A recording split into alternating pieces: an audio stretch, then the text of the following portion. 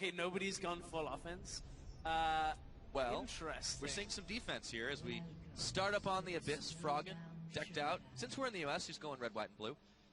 But he's got himself a Doran shield. He has. He's also started, he does have AP, so he is not going AD LeBlanc. Definitely not going AD LeBlanc.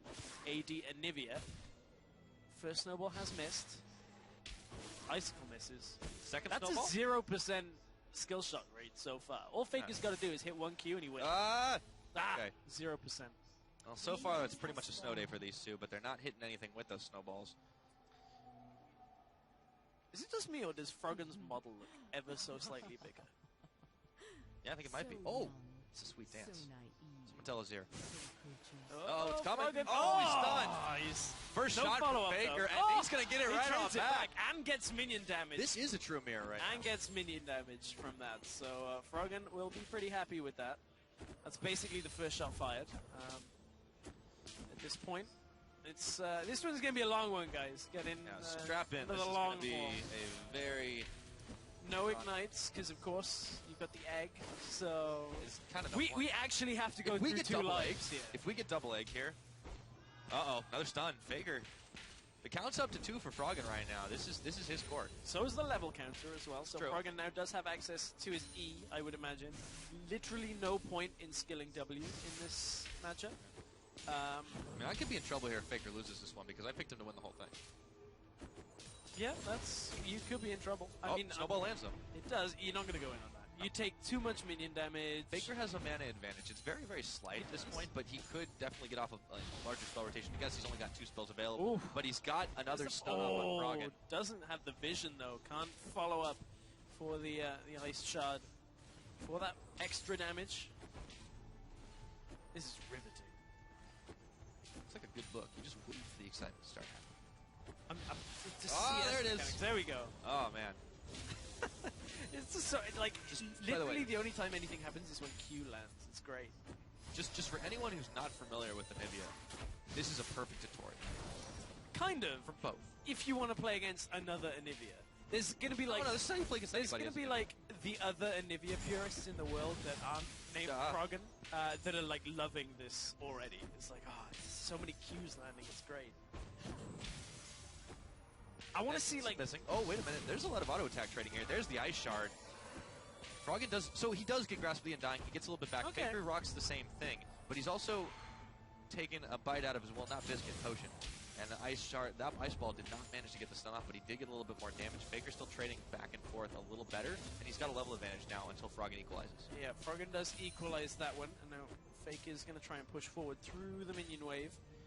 But it's an even game right now. Froggen is a couple of CS up. It's not really going to matter too much. I wonder whether either of these are going to go tier. Now, that sounds like a really stupid thing, but we actually saw it a good few times at IWCA. I was a little confused by it at first, because I'm like, well, you're never going to get to a tier item, so it's basically just giving you the extra of max mana. Hear me out here. Okay, I'm here. Gentleman's agreement. They sit at 99 CS, and they only win by killing each other. I don't see that. And then they get full builds. I don't see that happening, because at that point, that is when you scumbag. You're like, ha! Win conditions. Get that last CS. Got it. This is why I'm not in these 1v1s. I'm not gentlemanly like that. I'm like, I'm going to win this if I can. A little bit of farming. There's the snowball. Froggen's not going to go in on that one, though. He does have a little bit of health disadvantage. Ice Shard's going to come in and take another bite out of his health bar, but still more sustained thanks to the Grasp of the Undying. So, right now, Faker has 3 points in Got the his stun. team. Oh, Froggen dodges. He trades well on that one. Have they both got 3 points in E? That is what I'm wondering. I would imagine so. At this point, level 5, no reason for points in W. Yeah. I can see Faker's right now. Looks like. I'm assuming Froggen has exactly the same thing. Clearly, this is the optimal build. Yeah, I mean, there's not really too many ways of building Anivia this early onset that's all that different, but yeah. Faker wants to push back up onto Froggen, but... Now, what I really want to see is when people just start ice-walling each other. It literally is the least useful ability in this matchup. When you have Snowball and It is, Flash, but they got to take it eventually. Yeah, eventually you have to. They have to actually skill it at some point. Not next level, but soon. Soon TM. At this point, Froggen is just keeping the push going. But Faker goes in on this one, and he forces the a flash. Wow. Yeah. Huh. Territory marked. Oh, goes in. now has... And he's gonna maybe get an egg out of this one, but can he scramble him up for breakfast? I don't think he's got the damage. But this is all Faker needs right now. All he has to do is be able to recall safely, and he's already got the egg, and if he can make the same kind of play happen again, he should be fine. Faker manages to sidestep, catches Froggen again. Stun, looking no for mana, though. dying. That is a really low health Faker, but he keeps on going. Use just the trying mark. to push him back. Oh, he gets it. True damage for the follow-up. Froggen's not going to go for it. There's too much mana for No, this Faker. is Froggen is not going to go in this on is that. good. This 9 is, times out of 10. Yeah, that is... Oh, did manage to get it, but can't quite follow up. Just on the minion. Faker's still going to go for it. But he's playing a dangerous game here. He's got the egg available, that's true. But he's trusting that Froggen just can't even do enough to get him in that form. It's all about that little bit of mana that is left on Froggen. If Faker feels like it's enough for the spell rotation to come out, he's not going to go aggressive. Faker, remember, does still have his egg. Froggen does not. So that is another thing to keep in the mix. Froggen's going to have to go ahead and back here, but he should have a little bit of gold banked up. Let's see what he does decide to build. Faker can push these minions into the turret and go home with the CS. Well, not advantage, but at least even the gap a little bit. So, Froggen instantly picks up the Catalyst. Is looking for the stacking game. I mean... He's going for the long con. Okay, both of them go for the Catalyst. The difference is the second Doran's Ring. Huh. We'll see how that plays out. A little bit more AP. A little bit more mana regen. And that does seem to be the big difference between Froggen and Faker right now, is that Faker has just had a little bit more mana in these last few trades. Yeah, that pretty much has been it.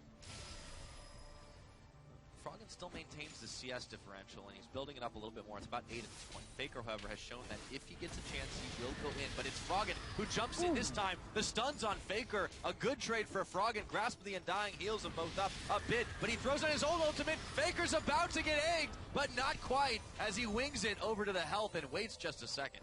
However, Faker now going to be able to collect a big set of minions in front of him, or would be able to, if the last hitting mechanic was the same as on Summoner's Rift. Manages to get all of the range creeps. Now we'll back off again, so this is Froggen's opportunity to extend the CS lead, but it is at the cost of the health.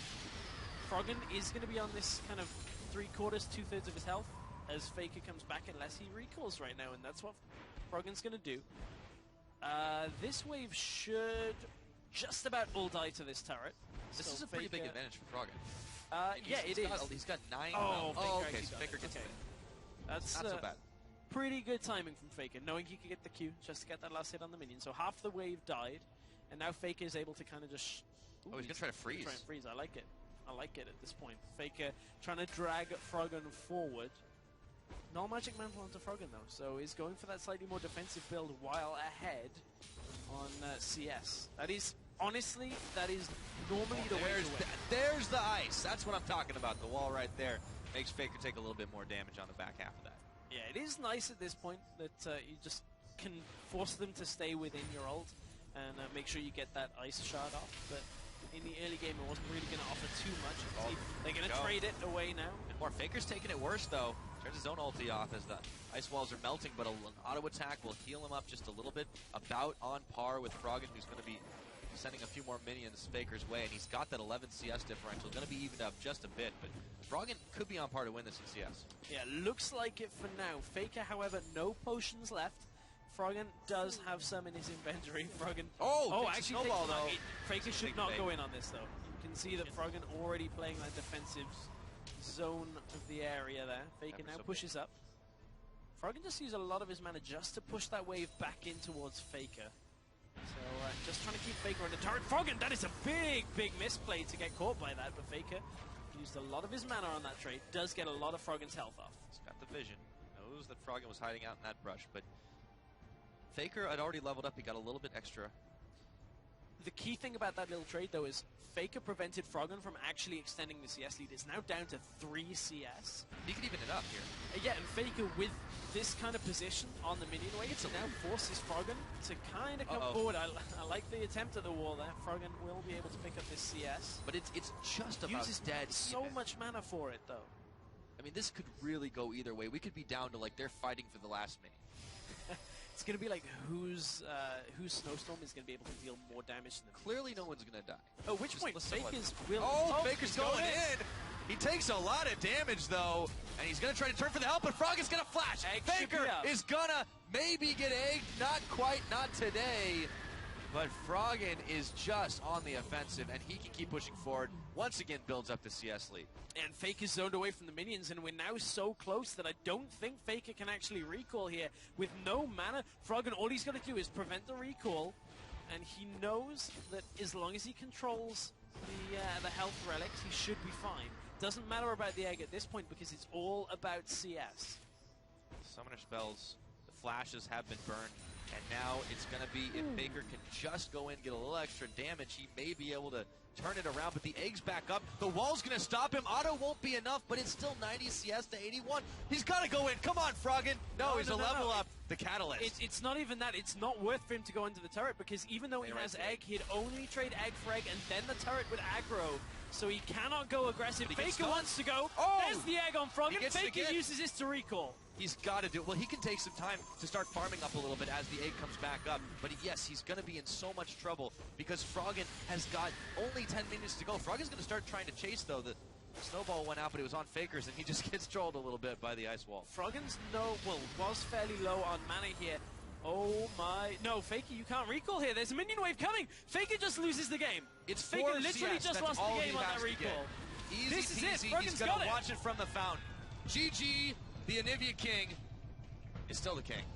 Even without Wraith Camps, Froggen still farms his way to victory. It was only 100 he needed this time.